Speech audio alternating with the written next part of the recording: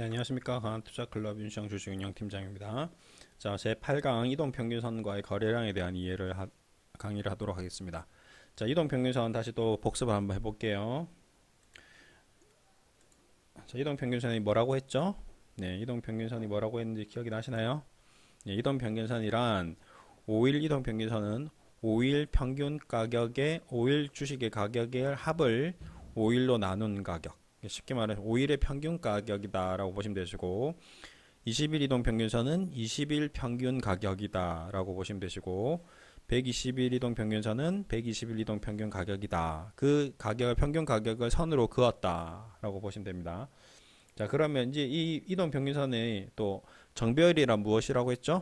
예, 정배열은 장기 이동평균선이 가장 아래에 있고 단기 이동평균선이 가장 위에 있는 배열이 정상적인 배열이다. 그래서 이익이 증가하고 회사 흐름이 좋을 때 정배열 차트가 나오고, 역배열은 뭐라고 했죠?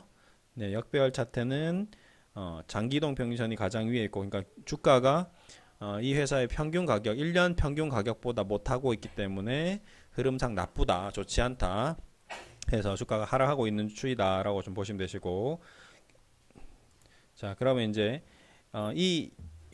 그걸 가지고 이제 매매를 해야 되는데, 우리 결국에는 이제 주식을 잘 사고 팔기 위해서 하는 거죠. 네. 왜 이동평균선을 보고 왜 캔들을 공부하고 왜 차트를 공부합니까? 예, 주식을 사고 팔고 할 때 타이밍을 잡기 위해서 매수 타점, 매도 타점 잡으려고 하는 겁니다. 그러면 그 매수 타점이 무엇이고 매도 타점이 무엇이냐라고 물어봤을 때 100% 주식시장에 100%는 없습니다. 제가 다시 말씀드리는데, 워렌 버핏 할아버지가 와도 내일 주가 올라갈 건지 내려갈 건지 모릅니다. 추세가 살아있다는 거지. 뭐 솔직히 이번에도 리노스 저희가 흐름을 봤을 때 좋다, 다들 이제 주가가 상승할 것 같다 해서 매수를 해서 샀는데 한 2, 3% 상승 출발했습니다. 사자마자 수익이 났어요. 좋았어요. 장 마감했어요. 와, 너무 행복해서 저 아침에 수익 한 10% 날 줄 알았어요. 근데 어떻게 됐습니까? 한밤에. 네. 예, 정은이 형 넘버원님께서 그냥 남북 고위급 회담, 야, 취소해. 딱 한마디에 그냥 주가가 10% 내려앉았습니다. 주식이란 그런 거예요. 예.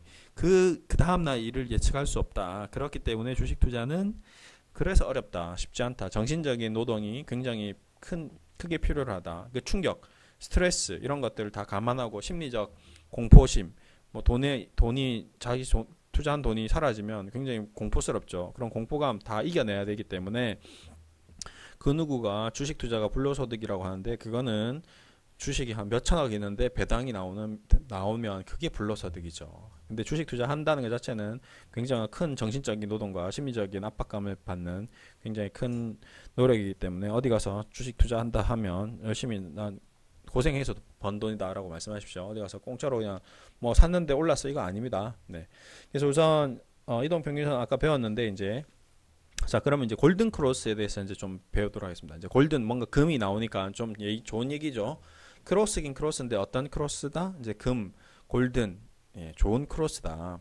자, 구체적으로 중기 이동 평균선이 단기 이동 평균선 위에 위치하는 상태로, 자, 중기 이동 평균선이 단기 이동 평균선보다 위에 위치하는, 자, 중기 이동 평균선은 장기 이동 평균선이 위에 위치하고 단기 이동 평균선 아래에 있는데, 하락이 진행되더라도 언젠가는 반등 타이밍이 나오기 때문에 낮은 가격의 매수하는 움직임이 있는데요. 이 시기에 가장 좋은 매수 잡기는 단기 이동 평균선이 중기 이동 평균선 아래에서 위로 뚫고 올라가는 시점이며, 이를 시장에서는 골든 크로스라고 부릅니다. 골든 크로스는 주가 상승이 예측되는 시그널로, 자, 시그널, 자, 거래량 또한 증가하고 있다면 많은 투자자가 이를 긍정적인 신호로 해석합니다. 자, 왜 제가 이동평균선과 거래량에 대해서 얘기를 했냐면, 이 거래량에 대해서 이제 거래가 된다는 거는 이 골든 크로스가 나왔다 한들 거래가 안 되면 의미가 없다라는 거죠. 주식시장에 이제 오늘 거래량에 대해서 좀 제가 또 코멘트를 좀 할까 하는데, 거래량이라는 거는 오늘 10주가 거래될 수 있고 100주가 거래될 수 있고 만주가 될 수 있고 10만 주가 됐고 100만 주가 될 수 있습니다. 그 거래량이 많으면 많을수록 좋다는 거죠. 그래서 저희는 오늘 이제 그 거래량이 많은 거에 대해서 좀 중요하다. 거래가 안 되는 회사들도 있는데, 그 거래가 많이 됐을 때 이런 신호들이, 뭐 예를 들어서 그동안 배웠던 것들, 자, 상승 갭이 나왔는데 거래량이 많이 나오면서 갭이 나오는 거, 그 다음에 뭐 거래량이 안 나오면서 갭이 나오는 거, 이런 것들이 있는데, 이제 이런 것들에 대한 신호에 대해서 그 신호를 뒷받침할 수 있는 근거 중에 하나가 뭐냐면 바로 이 거래량이라는 겁니다. 거래량. 그래서 오늘 거래량에 대해서 조금 코멘트를 할게요. 거래가 없는 거는 의미가 좀 없고요. 거래가 있는 상태에서 신호가 나와야 된다.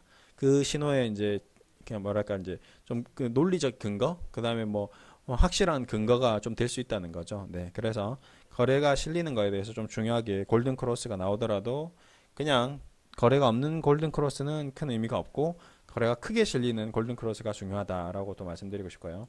자, 반대로 이제 데드 크로스. 자, 데드 크로스는 무엇이냐? 데드 그냥 뭐 글자 다 앞에 다 나와 있죠.